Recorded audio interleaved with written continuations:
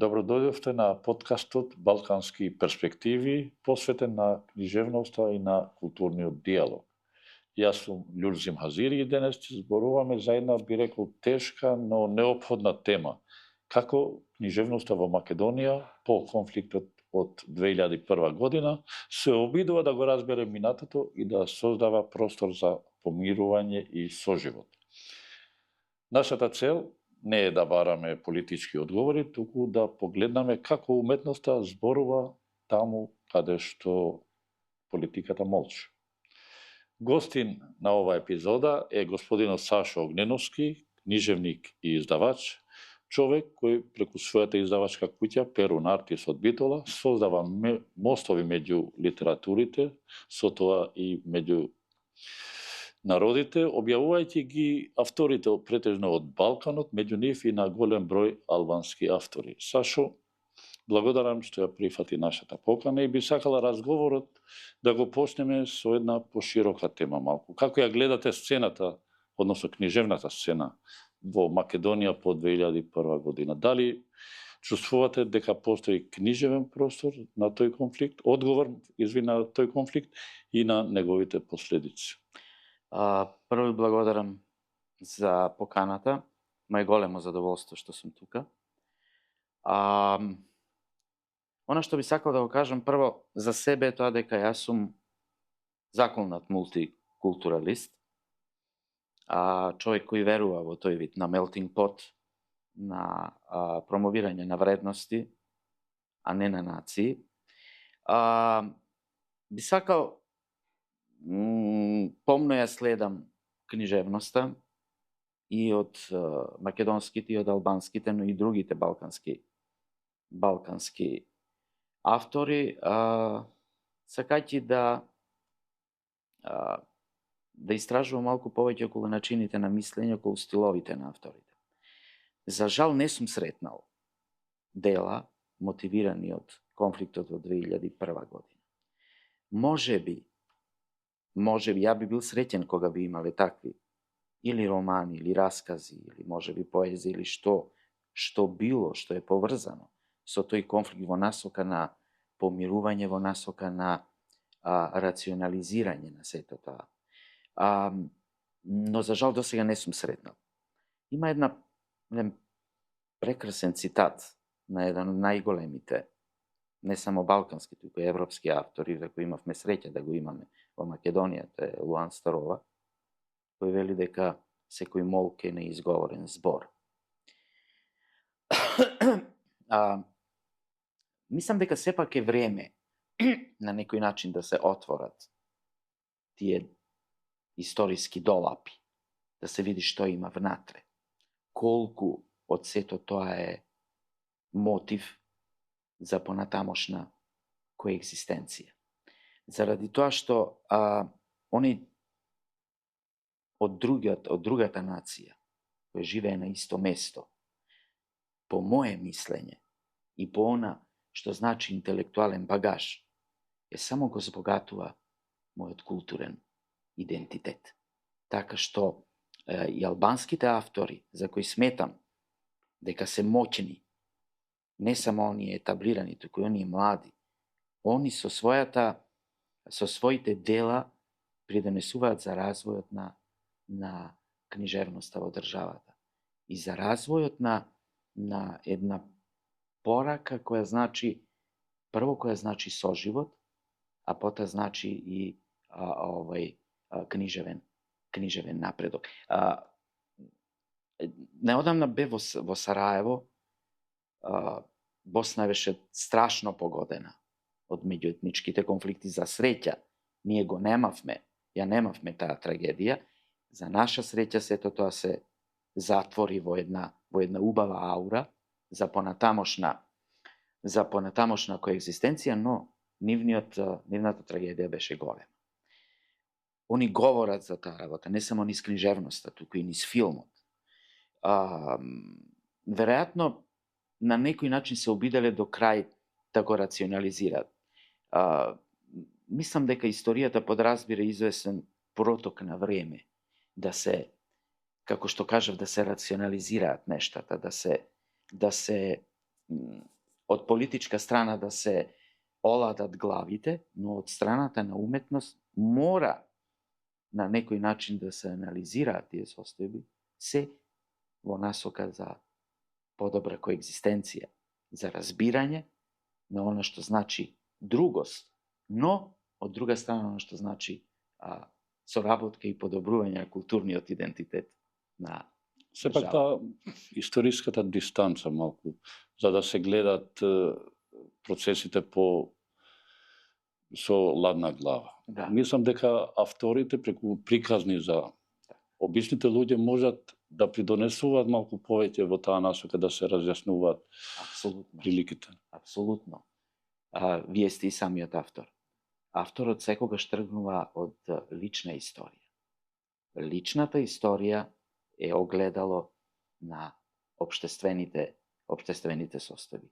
Мислам дека сепак тие настани од 2001 година треба да бидат дополнителни мотиви за понатаму, во иднина, во оној момент кога ние и како издавачи, и како преведувачи, и како автори ќе го оставиме она што сме го направиле на идните генерации, да имаат вистинско согледување на она што се случило и на пораката за понатамошно помирување. Личните истории се вистинската основа за да се согледа вистинската реалност на една историја. Значи, еден голем автор кажал дека историјата не ја пишуваат победниците, туку оние што преживеале. Така да, не значи дека сме преживеале само физички. Вистинската книжевност бара духовно преживување. Така што, мислам дека веќе е време да се отворат тие инспирации.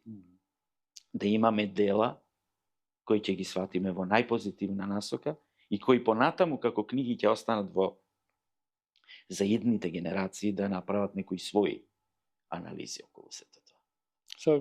Ми се чини дека по 2001 година многу автори избраат токму овој што го зборувате вие молкот, не како бегство, туку како начин да се сочува достоинството на зборот. Да. Некогаш тишината зборува повеќе од памфлетиве, тоа што го убаво го цитиравте и Луан Старова.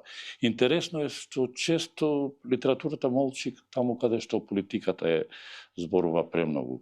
Но тоа молчење е понекогаш форма на длабочина и на одговорност на самите автори. Дали мислите дека книжевноста може да понуди некакво сведоштво, не политичко, туку човечко? Малку зборевме во ова, но тука да го продлабочиме за тој период. Многу убаво прашање. Историјата, книжевноста нуди сведоштво кое треба да биде лек од конформизмот.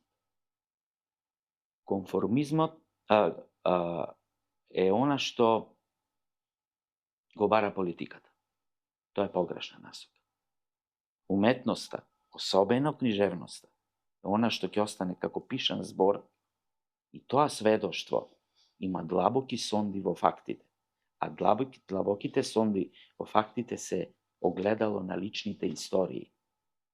Ево, ако гледате и во босанскиве филмови околу Босанската војна, Дарко Цвјетич пишува околу тие, значи, он тргнува од лична историја.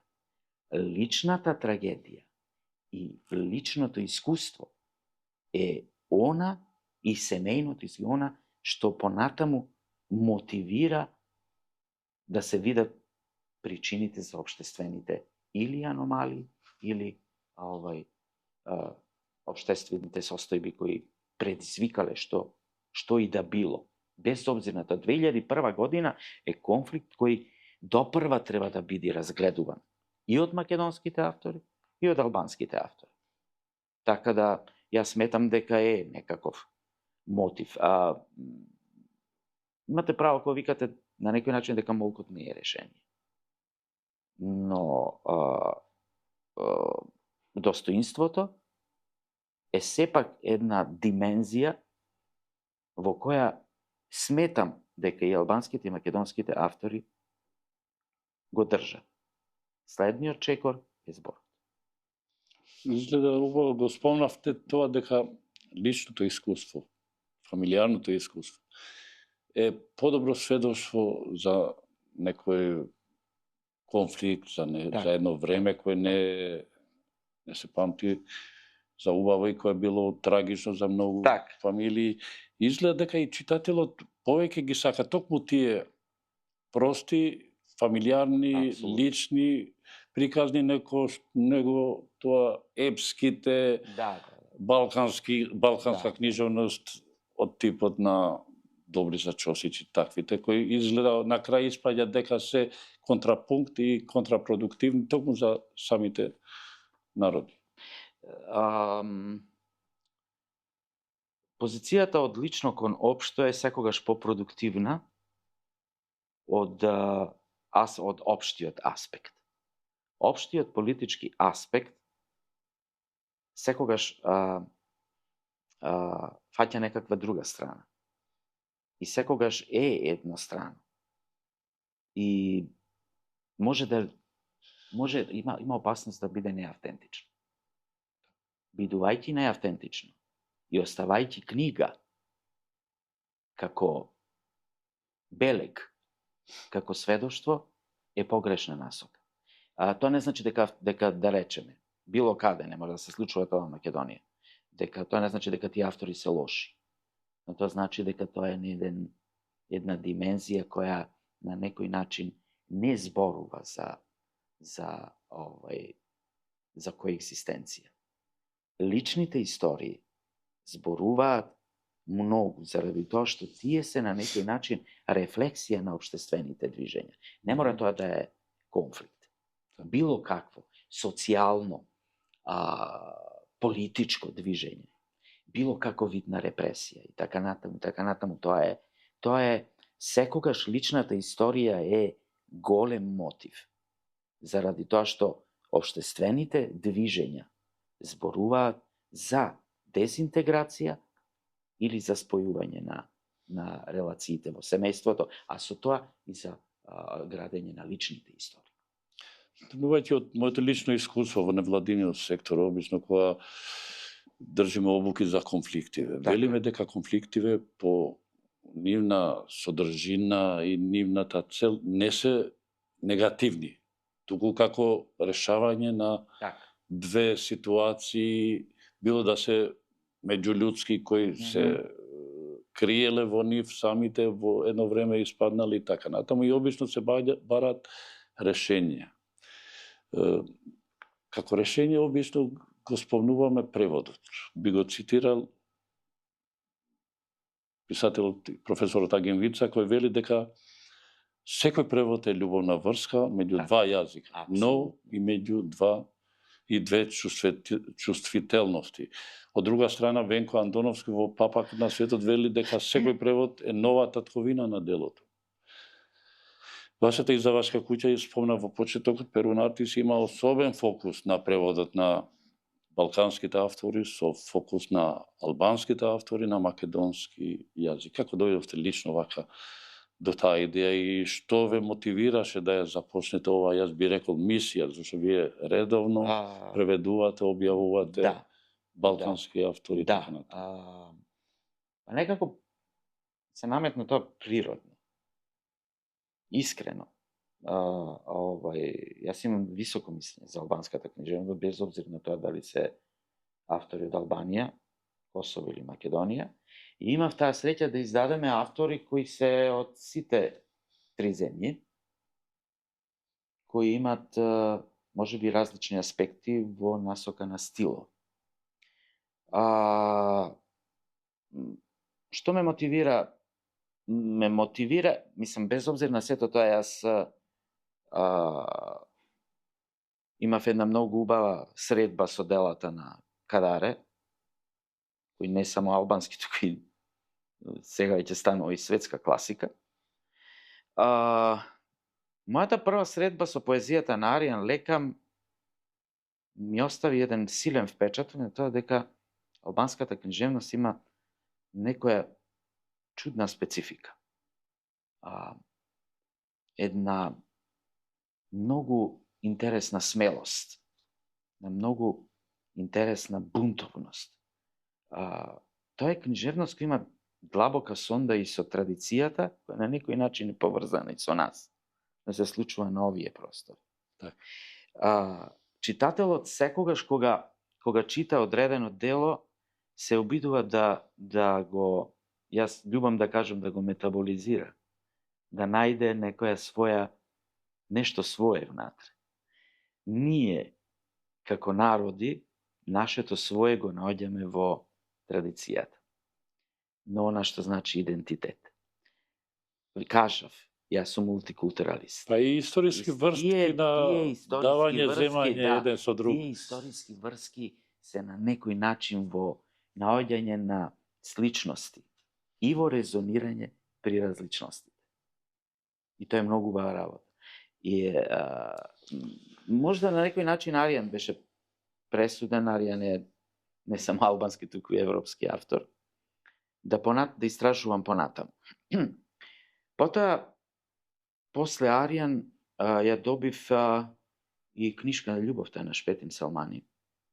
Млад автор, кој се занимава и со театар, и со книжевност, нешто слично како и јас. И таа мала книжка која не се занимава со историја, се занимава со љубовта на многу чуден начин. Книгата е добитник на Европската награда за книжевност. Шпетим Селмани е млад автор кој има висока награда, кристална виленица од меѓународен поетски фестивал, автор кој го сретнав Струшките вечери на поезија, кој имаше фантастична поезија, и сето тоа тргна да се тркала на многу позитивен начин. Потоа ја добив книгата на Азем Делиу, и тргнавме понатаму во една фина авантура која мислам дека нема да запре. Од едноставни причини што секоја книга носи нов навев. Нешто сосема друго. Истото тоа се случува, да речем, и со босански автори, на кои сакам сега да обрнам исто така внимание. Пред известно време разговарав со Дарко Цвиетич. Црногорскиве автори кои веќе полека ги откриваме како нешто што досега немало толку многу релации, тие специфики мислам дека нема да ме остават рамнодушен, дека ќе продолжиме и понатаму. Овде морам да истакнам уште една работа, значи не сум само јас, него има и други издавачки куќи кои се на моје задоволство, кои се занимаваат со албанските автори, значи прекрасна поетеса Мањола Насија имаме на македонски јазик. Леа Ипи ја добивме. Леа Ипи, она што мислам јас ја посакував, но еве на моје големо задоволство или ја објавија незината прекрасна книга Слобода. И овде морам да истакнем уште една работа, значи младите албански автори и авторки се нешто што треба допрва да биде откриено, значи не допрва, има оние авторки кои, посебно поетеси, кои не воодушевуваат со нивните песни како Саранда Мехмеди, како Нурие Емрулај и така натаму. Мислам дека овој процес нема да запре, од наставна причина што е дел од еден стриминг кој континуирано возбудува. Јас посакувам албанскава книжевност која ја имам во ова да биде преведена и на други јазици. Многу сум среќен што 2 книги на Аријан Лека влегоа во издаваштво, во хрватското издаваштво. Неодамно излезе на хрватски јазик негова книга во една од најголемите издавачки куќи Фрактура. Издавачката куќа Неолит ја издаде неговата книга во потрага по изгубената кошка, исклучително возбудлива книга која ја имаме Перу на артисти на македонски јазик. Неолит ја издаде со, мислам дека е доста и читана и така натаму. Значи не само на македонски, јас посакувам да ја имаме и да ги имаме. Аријан Лека е преведен и на српски, преведа партизанска книга и така натаму. Би сакал тоа да се случи со други автори. Да чујат тој глас, да ја видат таа специфика, да ги прочитаат тие стилови. Пред него што почнуваме да зборуваме и за обратното, колку македонската книжевност е преведена на албански јазик, би се задржал во ова што го зборавте досега. Која е реакцијата на читателите и на книжевната критика по однос на овие дела што ги спомна? Дали тоа се промовира доволно од другите, дали тоа се гледа како добар пример за продолжување на изградба на културни политики во насока на размена на книжевност и така натаму. Генерално, кај нас е тежок тој процес на промовирање, особено тет-а-тет, вака на такви средби, на промотивни средби, потежок е тој процес, но верувајте, имам континуирано, ако не во книжари, имам континуирано повици од луѓе кои ја сакаат книжевноста, да го читаат Ариен. Книшка за љубовта, ја мислам дека е доста продавана. Така да, сепак, без обзир на тоа дали е тоа албанска или било која друга книжевност, кај нас кој преведена е, малку се тешки тие стратегии, што повеќе да се продаде. Овие автори се интересни не само по стилот, него и по начинот на мислење.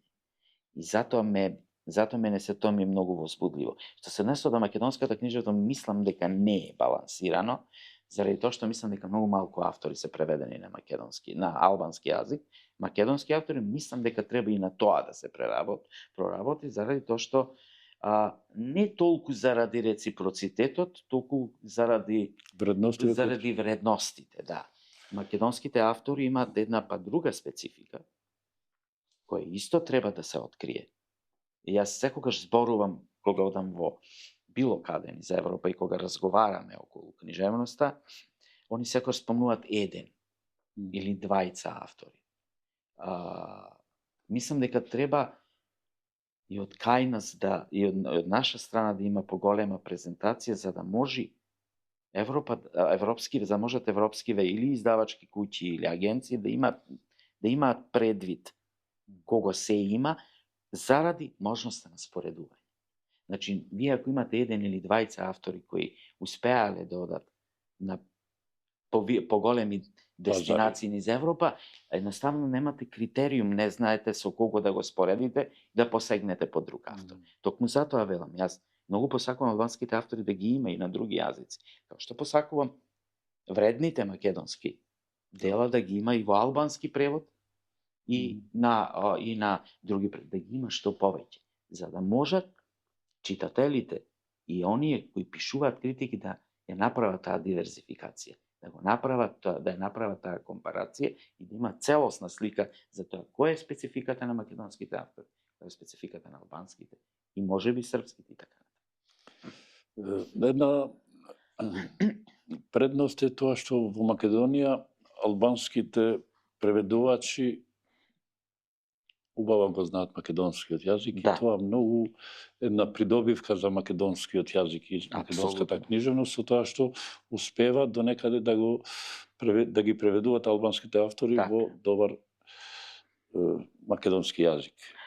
Од друга страна спомнавте дека реципроцитетот е неадекватен, имајќи предвид дека во Македонија издавачките куќи, албанските издавачки кои издаваат албанска книжевност се во незавидна состојба. Немаме уште етаблирано едно издавачка сцена тука. Политика. Сепак во Албанија се преведуваат македонските автори повеќе, како за чудо повеќе таму се преведуваат македонските автори него во Македонија, што е некој абсурд кој треба да се мислам дека претежно ако издавачите се зависни од Министерството за култура, тогаш треба тоа Министерството ова да го има предвид во изградба на критериуми и политики во насока на взаемно запознавање на делата и на авторите. Овде сакам да споменам, пред неколку години бевме на една многу фина средба, една академска средба, која ја организираше Готен околу ова, како се вика, околу преводите и околу агентурите во врска со пласирање на книжевните производи. Тоа беше пред 3 години, кога албанскиот представник од Центарот за книга и читање Тирана ја промовираше тој центар.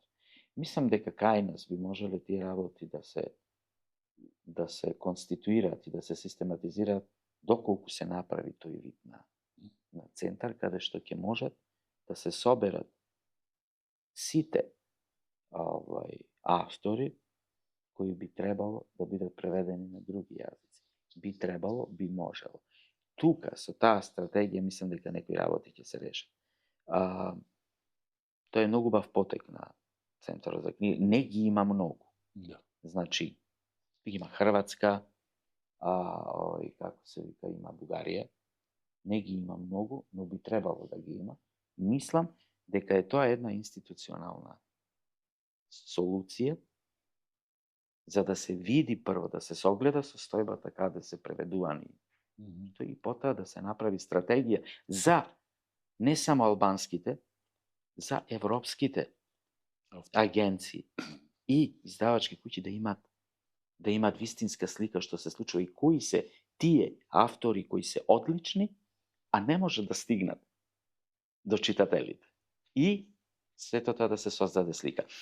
Уште нешто сакам само да спомнам околу преводите и околу познавањето на македонскиот, морам да ја спомнам.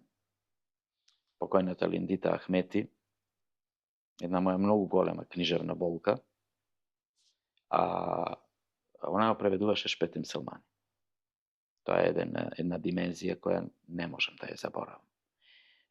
Кога добивме текстот и го пративме на лектор, лекторот ми се јави и вели: зашто ми праќате лекториран текст? Да.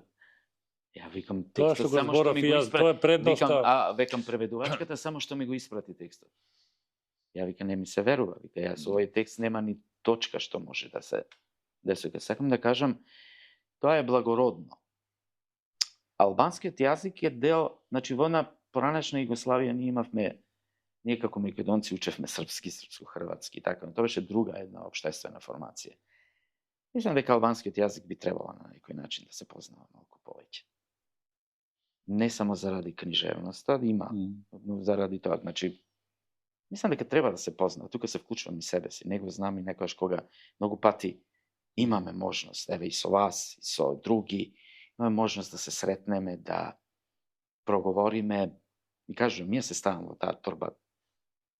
Треба да го познаваме малку повеќе. Тоа е и тоа ќе биде и наша придобивка. Да. Добро што го спомна ова, да се тргнеме малку од тоа литература, книжевност и да се вратиме во тоа што се вика помирување. Во оваа насока би го цитирал Арбен Деда, еден албански писател, кој вели дека мирот не почнува кога се потпишува договорот, туку кога ќе го разбереме другиот човек. Преводот е, како што рековме, како огледало, кога го преведуваме, другиот учиме и нешто и за себе. Дали според вас книжевноста има реална моќ да придонесе кон процесите на помирување, или тоа е само убава идеја што убаво звучи во овој подкаст? Книжевноста, како и секоја друга уметност, е онаа која најмногу треба да придонесе во помирување. Заради тоа што книжевноста е уметничка интерпретација на историјата, уметничка интерпретација на современите текови. Вие го спомнавте конфликтот. Сите ние имаме прво конфликти сами со себе, а потоа со другиот. Конфликтот треба да биде продуктивен. За жал, конфликтот е на многу наврати трагичен, но конфликтите се потребни заради тоа што и во историска смисла, и во уметничка, и во општествена смисла треба да ги сватиме како катализатор на нештата. Значи, доколку е се добро на овој свет, тогаш светот не чини. Тогаш е светот во една обланда од која ние имаме само погрешни констатации дека е таков како што е. Реалниот свет има своја интерпретација и во книжевноста, и во другите уметнички изрази. Таа интерпретација треба да не подсети на тоа до каде сме со животот, до каде сме со судбината, до каде сме со нашата историја и до каде сме во врска со оние со кои комуницираме. Спомнав Ја спомнав мултикултуралност. Тоа е оно на што јас како, јас сум човек кој пишува, и како книжевник, и како преведувач, израз најмногу се колнам, заради тоа што реков и повторно ќе кажам, оној, другиот, што е до нас, од другата националност, е само богатството кој ќе можеме да научиме и за себе, а он да научи за нас. И кога читаме и туѓата болка, Да си најдеме, веќе не е туѓа. Така е, таа е наша и да си најдеме, да си ја најдеме својата болка во целата. Значи, разбирањето има повеќе димензии. Конфликтот е природна работа. Ние имаме конфликт, прво тргнеме од семејното јадро, значи имаме конфликт со нашите деца, имаме тие се, а историјата и општествените движења тргнуваат од тие лични истории. Така да, јас сум од друга страна среќен што сето тоа како конфликт заврши кратко. Македонија е една од примерите на добро детерминирана мултикултуралност. Мислам дека понатаму ќе биде еден пример на влез во европските движења со уште поголема и меѓуетничка и меѓурелигиска толерантност. Што сакам да кажам? Значи, јас живеам во Битола. Битола е мултикултурен град. Битола историски бил центар на мултикултуралните движења. Значи, во Битола е создадена современата албанска азбука. Имаме музеј. Никој, значи тоа не го направиле во Корча, не го направиле во Тирана, направиле во Битола. Што е една сјајна прилика димензија. која треба да се користи. Апсолутно, една сјајна димензија. Тие движења се, како да кажам, благородни. За да сега ние имаме во Битола две джамии кои се извонредни. Имаат голема монументална вредност. Но во Тирана има прекрасна, воодушевена, прекрасна православна катедрала на самиот центар. Значи, Албанија е позната по таа меѓурелигиска толеранција. Меѓутоа, тоа е нешто што во секој случај не само како инспирација ме воодушевува и како човек. Спомнавте и свесни сме дека живееме во една заедница, во една држава со различни јазици, различни вери, различни етнички заедници и така. Сепак, ова разноликост е скапа работа. Да. И колку е свесна државата да потикнува, да вложи малку повеќе во насока на овие вредности што ги спомнувавме цело време, за да ги воздигне во еден, што би се рекол, стандард на живење и на комуникација. Мислам дека Не е исто како една моноетничка држава која не треба да вложува во овие вредности што ги зборуваме. Сепак ова е скапа работа. Да, апсолутно. За да биде во... не значи да речеме дека ако имате моноетничка држава, дека таму нема конфликти. Конфликтите не мора да бидат само на национална основа. Можат да бидат и на други основи. Апсолутно. Ја мислам дека државата континуирано треба да вложува во програми. Начин. Да, мултикултурниот аспект е од голема важност. Не само заради мир во куќа, но заради создавање на заеднички вредности. Значи, ова држава е татковина и на македонците, и на албанците, и на оние срби кои живеат, турци и така натаму.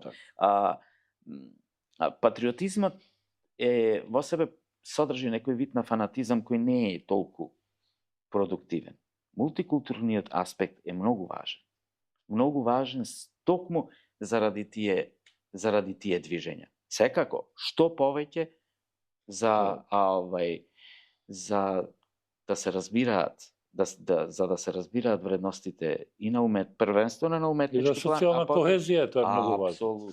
Апсолутно. Ете, убаво го кажавте ова последно. Малку се проширивме. А сепак сакаме овој подкаст да не им биде досаден на гледачите. Би го привршувал со едно прашање што би им порачале на младите писатели и македонски и албански, кои денес растаат во едно поинакво време. Значи, може би нити биле родени тогаш. Но може би ги има сличните стравови и предрасуди. Не, знам дека за еден автор не сака да дава и на македонските и на Пораки. албанските автори би порачал да бидат актуелни, да се занимаваат со вистински теми, да отвараат вистински прашања и да имаат вистинска интерпретација. Кај нас допрва ќе дојдат автори кои знаат што сакаат. Ова констатација имам најмногу заради тоа што вие знаете дека покрај книгите работиме доста и на две книжевни списанија кои со мака, но со голем кејф ги правиме. И Книжевни елементи. Книжевни елементи и елементи.мк. Овде зборуваме за еден аспект кој сакаме се повеќе да го промовираме, тоа се младите автори. Значи, презентирајќи ги младите автори, мораме да ги читаме. Младите автори се оние кои допрва ќе го донесат својот аспект, допрва ќе донесат своје мислење, допрва ќе изградат свој став за она што се случувало и она што се случува сега. За жал, континуирано сето она што е сега заминува во историјата. Ние, колку и да имаме време да се занимаваме и да откриваме нови нешта, се помалку го имаме тоа време, ако сакате, ако се надевам ме сваќате правилно. Повеќе, она време кој го имат повеќе се младите автори. Ја мислам, тоа ќе го покаже натаму иднината, дека и од албанската страна и од македонската страна имаме автори кои допрва ќе отвараат други димензии. И за недавнешната историја, и за она што значи актуелниот миг. Актуелниот миг е слика на она што сме ние, а они тоа ќе го направат. Јас имав еден написан текст како заокружување на цела ова приказна и овој разговор, но мислам дека многу убаво го истакнавте на крајот. Овој беше господинот Сашо Огненовски, издавач и книжевник, кого го заблагодаруваме што бевте гости на овој подкаст. Моја особена чест и големо задоволство и благодарност што возможивте да отвориме интересни теми. Благодарам што бевте со ова издание на подкастот.